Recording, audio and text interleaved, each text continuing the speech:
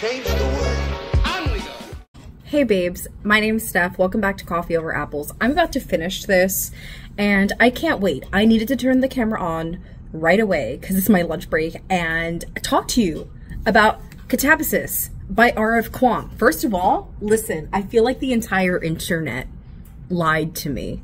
I feel like I have not found a single person who was accurate to the way that I experienced this book. And I'm going to say experienced because there seem to be a lot of interpretations as to what exactly this book does, and is trying to do.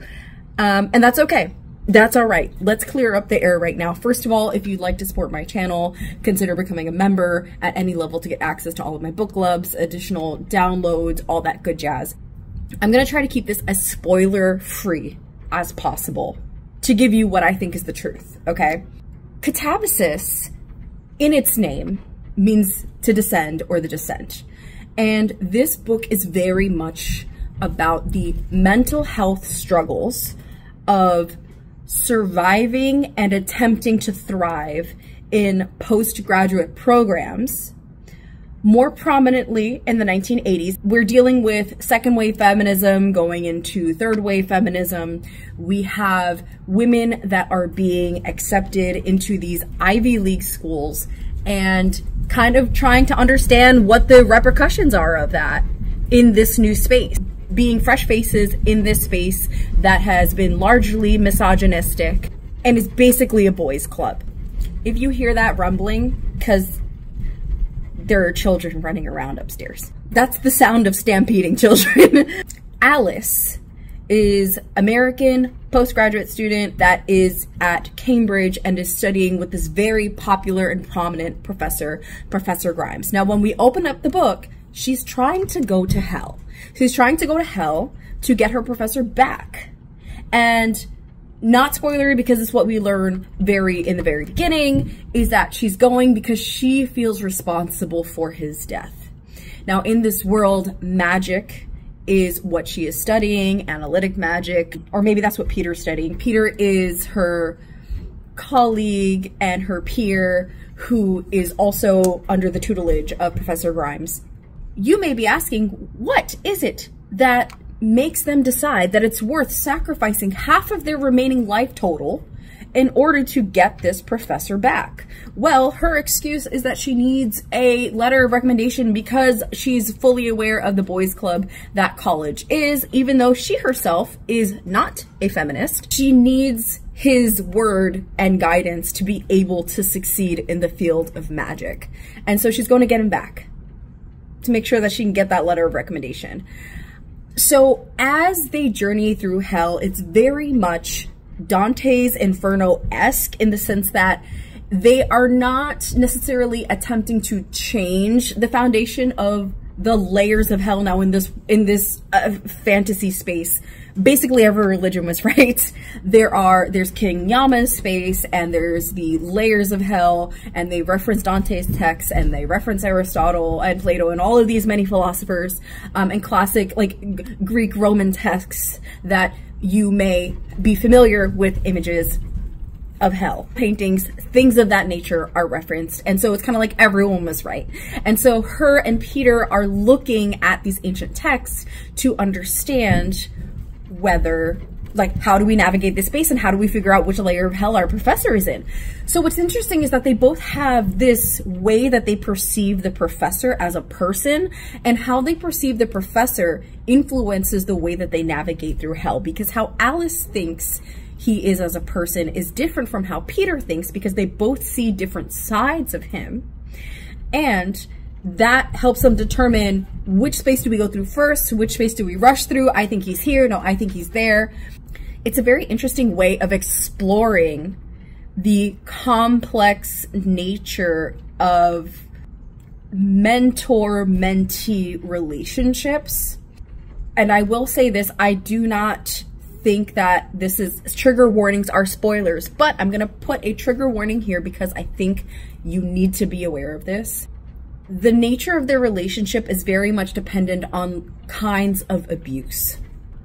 Alice, as I said, is not a feminist. However, as a woman in 1980s Cambridge, she sure as hell is experiencing misogyny. She sure as hell is experiencing double standards and inappropriate comments from men in the community, and her expectations and avenues that are available to her are just, it's just absolutely disgusting. But because she has drunk the Kool-Aid so badly from the beginning, she doesn't understand that the way that she's moving through space is actually upholding the patriarchy. And I think that's extremely important, because this whole thing is a character study in how does one who is of the oppressed demographic try to reconcile with trying to maintain that status quo while experiencing what is an eye-opening, paradigm-shifting victimhood under this oppression. And so they've both experienced different kinds of abuse. Now, Alice and Peter's relationship is strained from the beginning. There's this kind of rivalry going on. R.F. Kuang has mentioned in the interview that I went to go see of hers that it is a romance. There is romance. Now, she did not say it's a romance. I'm saying it's a romance in some senses, okay? She says there is romance in here. And our cast is small. So obviously that's, you know, that's where the romance sits. This is very much, it has romance. It is centered around the relationship of these two characters as they're moving through the space, and like, what are they going to do if they find this professor? There's a lot of secrets that both of them are holding, and we slowly start to have things revealed as we go through the book, and they experience these different challenges that they then have to be vulnerable with each other in order to make it through that challenge. Okay? This is very heavily critiquing academia. And like, I've seen some reviews that I've heard people saying that it's like, with Babel, right? I love Babel. Babel is heavy-handed in the way that it demonstrates its critique of academia. And this also is a critique of academia. However, I would argue that this is a more subtle, because so far, at no point is it actually said by these characters, XYZ thing that happened is bad. This system is bad because, right? Instead, what Katabasis does that Babel didn't do is it just illustrates what is wrong with academia by showing us the characters attempting to exist and failing at thriving in this toxic masculine environment. And so therefore, I don't think a book necessarily needs to state explicitly as an adult fiction XYZ thing is bad. Now, I do believe that that should happen in YA, because the thing about YA is a target audience. And so when you are writing books for a younger audience, they might not have the mental or cognitive faculties to be able to decipher moral quandaries of that level. And so illustrating the toxicity of this environment is enough for me as a reader to say, I see what you're doing. You are showing us a common problem in academia, and it needs to be resolved. It needs to be resolved, because what it leads to is the mental frustration and mental health issues for these main characters. Trigger warning for suicidal ideation, trigger warning for suicide, and just like gore and body horror and all of these things that happen while they're in hell, because hell is a very grotesque place that is playing on the human psyche and the deepest recesses of our minds, and what it means to have us manifest the dark corners of our psyche that we do not want the world to see, and play on that as a perpetual horror. But like, I don't need the main characters to say that the thing is bad, because it's an adult fiction. So as long as it is present and illustrated in a way that to me is clear that this thing is bad, and that our characters are sitting in the repercussions of their actions, sitting and mulling over the things that are happening and why they are happening. The characters are actively thinking about, why are these things happening to me? What is going on? What did I do to cause this?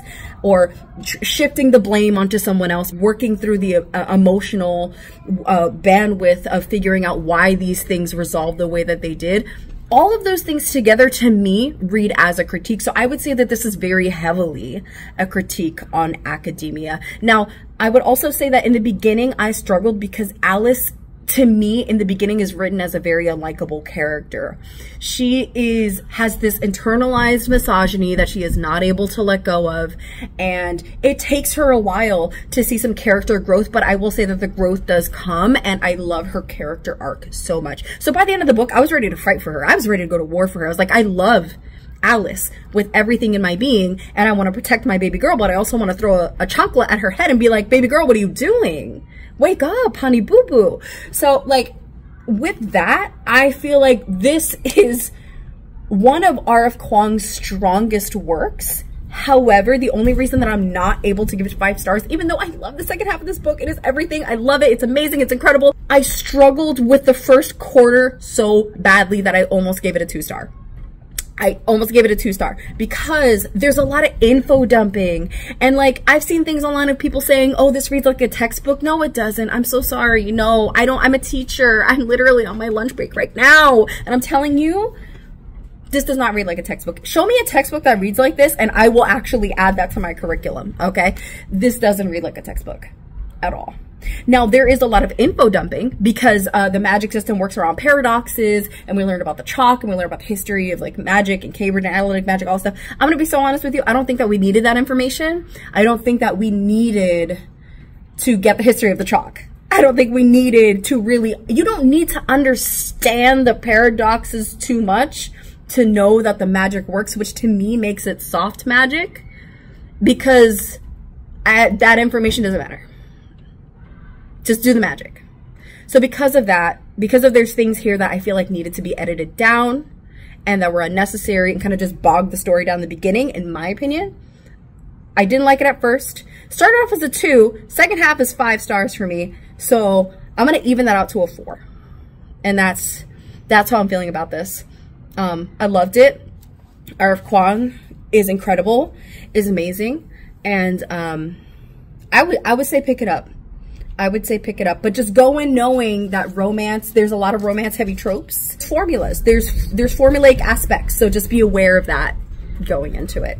Anyway, I hope you like this review. I am going to be reviewing this with my bestie Natalie because this is the September pick for the Annotation Station Book Club. So if you'd like to join us to have a larger discussion about it, we are going to have a live show. I have Discord where we talk about it. Again, become a channel member at any level so you can hang out with us. But I post videos whenever I feel like it. Thanks for watching. Bye! Mr. Wonka worked the factory.